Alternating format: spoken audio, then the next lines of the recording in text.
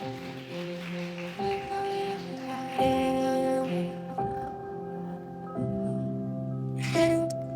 Heidi Edwards, president and founder of Sisters Hope Foundation, a nonprofit organization supporting families struggling with hereditary diffuse leukoencephalopathy with spheroids, or HDLS. HDLS is now known as Adult-Onset Leukoencephalopathy with Axonal spheroids and Pigmented Glia, or ALSP. I am also a caregiver for my twin sister Holly, who has the disease. I have had 4 of my family members die from this condition. Our journey with ALSP started over 20 years ago when our family began noticing behavioral changes in my Aunt Ruth. Before the diagnosis, she was living a normal life of work and family. It took us 2 years to get any type of diagnosis, which we received from doctors at the University of Pennsylvania. They diagnosed her with Pick's disease, which is a rare type of age-related dementia that can cause behavior difficulties and eventually death. We were also told that the disease was not hereditary. Aunt Ruth passed away in 2005, 3 years after being diagnosed. In 2009, we noticed similar personality changes in my mom. Doctors told us that she had a different disease than her sister, but what became clear was this condition seemed hereditary. There was also no cure and available treatments. 2 years after her diagnosis, my mom passed away of the illness. In the final stages of my mom's illness, her brother, my Uncle Chuck, began to have unexplained memory lapses and became lost driving to work, a route he had driven for 32 years. When this happened, we all felt certain that he had the disease. Uncle Chuck passed away a year after my mother. Shortly after my uncle's death, neurologists from the University of Pennsylvania who had been following my family's story requested a family meeting. They had identified the mutated gene affecting our family, the CSF1R gene, and identified the condition as hereditary diffuse leukoencephalopathy. We finally had the right diagnosis. Because the CSF1R gene mutation is autosomal dominant, we also understood that anybody directly related had a 50% chance of inheriting the gene. I got tested for the CSF1R mutation, and it came back negative.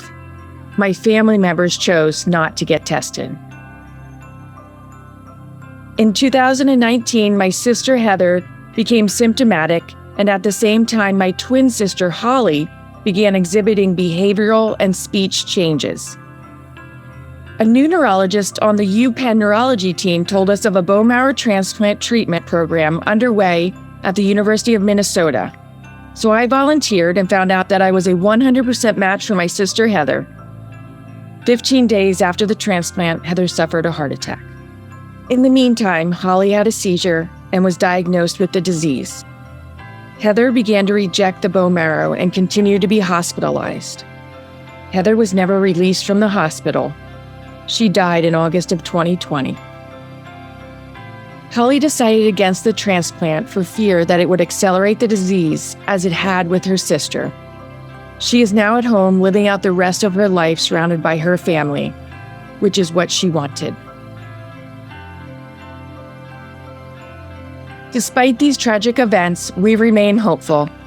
I started the Sisters Hope Foundation to raise awareness and education of ALSP. For so long, I felt alone with this disease and like I should do more for my sister's children and other families. I want to connect people affected by this illness to build community and support so others don't feel alone. We want to advocate for research and funding to improve treatment options. It's too late to save my sisters and other family members, but I advocate every day for my niece and nephews and others who may get this diagnosis.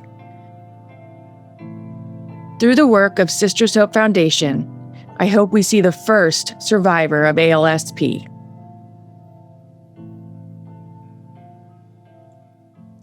Good afternoon. My name is Kim Cade, and I am a board director for the Sisters Hope Foundation. I met Heidi, who's now a friend of mine, by way of the disease ALSP. I was looking for answers, and I found her on Facebook. And From that moment on, we have been working together as a team and trying to spread awareness about this disease. ALSP came into my life by way of my youngest brother, Jeff. Jeffrey is a former semi-pro soccer player. He had started a youth soccer organization many years ago. He coached at the college level. He bragged all the time about the weights he was lifting and worked out daily. And one day, he started having dizzy spells. And we talked about that because we went for a walk, and it was maybe under half a mile. And he was tired, he was dizzy, and he said, I think I have vertigo, because Dr. Google gave him that diagnosis. And he said, I'll go to see a doctor later. This was Thanksgiving week. And by February of 2019, he called my mom, who added me to the call, and all that we could hear from him was a repeated I, over and over again. So we instructed him to go to a local hospital. He was there overnight. They assumed that he had a minor stroke, and they also referred him to a neurologist. He scheduled the appointment, but during that time, between that time from the hospital visit to that visit with the neurologist, he had gait issues. So he's walking with a shuffle, kind of like this.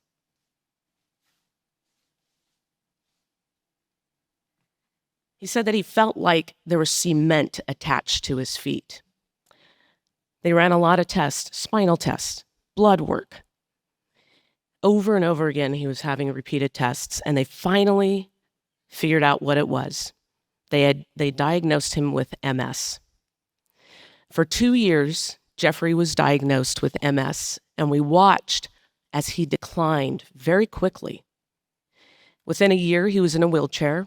My mom had become his caregiver 24/7, and we weren't sure what his future was going to look like. We knew that he was getting infusions, and we thought that that was supposed to help the disease.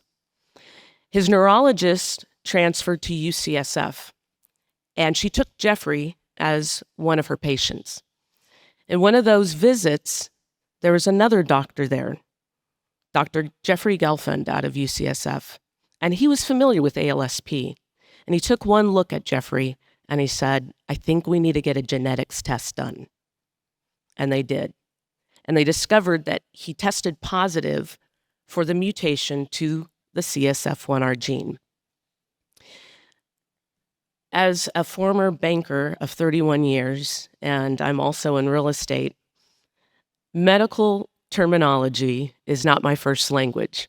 So when you get a call from the doctor and they're explaining to you what your family member has, and you hear adult-onset leukoencephalopathy with axonal spheroids and pigmented glia, it's a deterioration of the microglia, you don't know what to think. So I began to do research myself to try to make sense of it, and that's when I found Sisters Hope Foundation and learned a lot more about the disease. I learned that it was fatal. I learned that it happens primarily in the prime of a patient's life.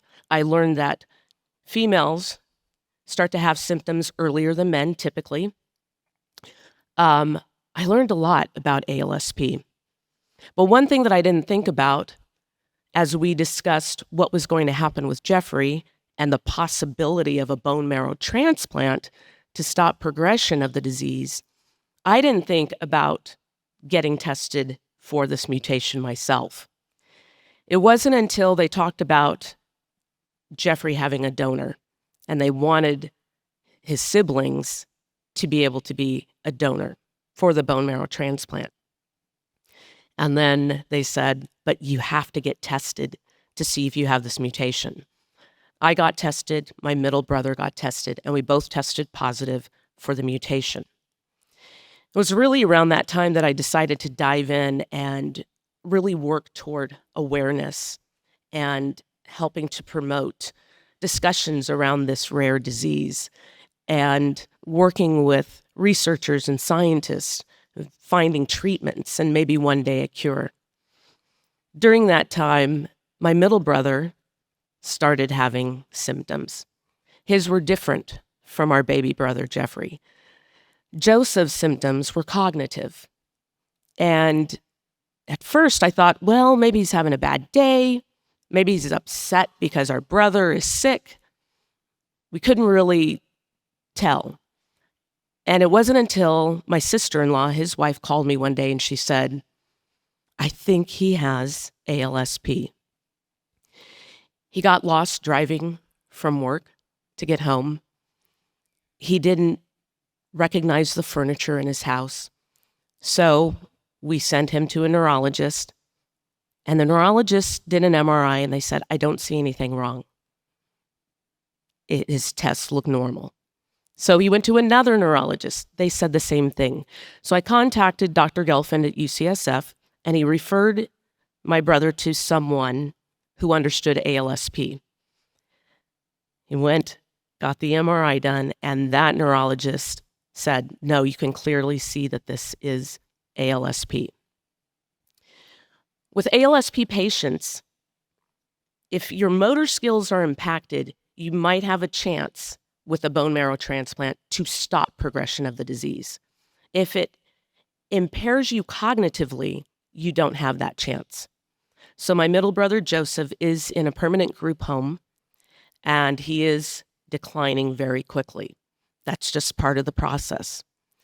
Jeffrey does have a chance. We don't know how long the bone marrow transplant will work, but there are several other ALSP patients who have had the transplant. It has been successful in stopping the progression. People like you are our future. And collaborating like this, advocates, family advocates, and scientists, researchers, neurologists, together we're going to be able to find answers. And I am so thankful to be here. Thank you, Jacqueline, for letting me come and speak. Thank you all for your time. I've just been so impressed. I see Gabby Cox sitting out there. I saw her poster this morning. And you people, you guys speak that same medical terminology language, and it just blows me away, and I want to learn it. But I'm just so grateful to all of you. Thank you for having me here.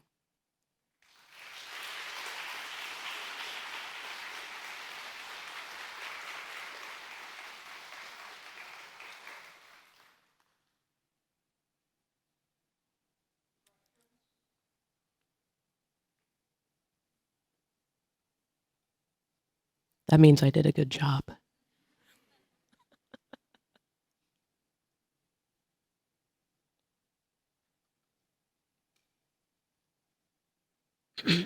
Could you tell us a little bit more about the, I guess, the progression of after, just tell us a little bit more. Sure. Everybody is different, of course. Mm-hmm. There are some patients who I know personally who, lose the ability to speak. With my younger brother, that was the first symptom. Lose the ability to walk. There are some that have a combination of being impaired cognitively and physically at the same time. But I can give you an example of one family where it did start off the same, similar to my youngest brother, but quickly started impacting the motor skills as well. That individual, and I do need to just state this, we call it adult-onset.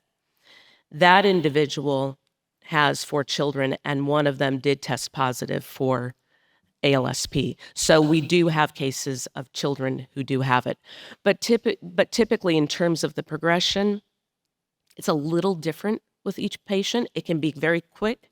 Like Heidi's sisters, it was within a year and a half from symptoms that they just declined and passed away. But there are some patients where it can take several years. So typically between 1 to 8 years is the lifespan that we see. Does that answer your question? Yes, it does. Thank you very much. You're welcome. Thanks, Kim. I'm just curious to know that 2 doctors who did the MRI, they came out negative. The third one was positive. So what's special about the third MRI? Was it a contrast or a more sophisticated MRI? that gave the positive for this disease? I kind of heard your question a little bit. The neurologist who confirmed that it was ALSP knew exactly what to look for, the white matter lesions. For some reason, these two other neurologists did not see it. And it's a very curious thing because that's not the first time that I've heard that.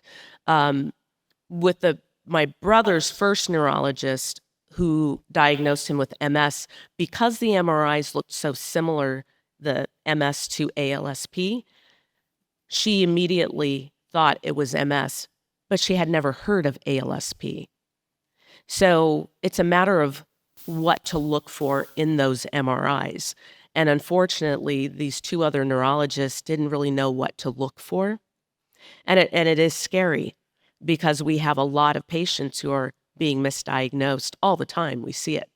For a year or 2 years, I think the longest one that we have was 4 years into it and had no idea. So this kind of awareness and sharing of the information on ALSP is what's going to help these neurologists jump to, let's do a genetics test, because that's really the only way that you're going to be able to confirm that it's ALSP. Thank you. This may be a personal question, but are you advising all your other family members, particularly the extended family, to get tested? That's a great question.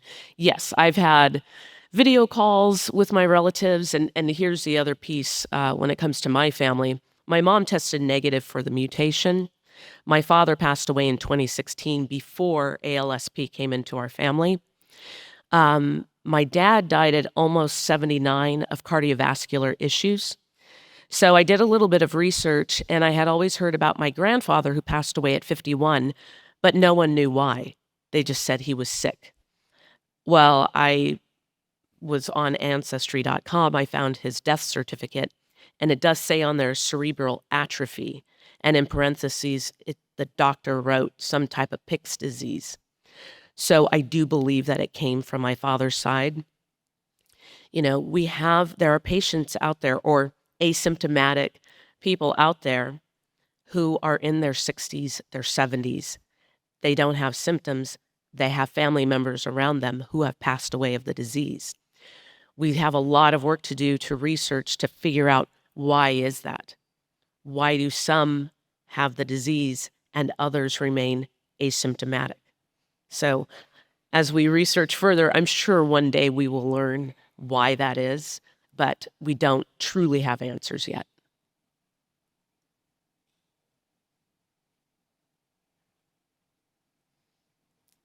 Thank you all so much.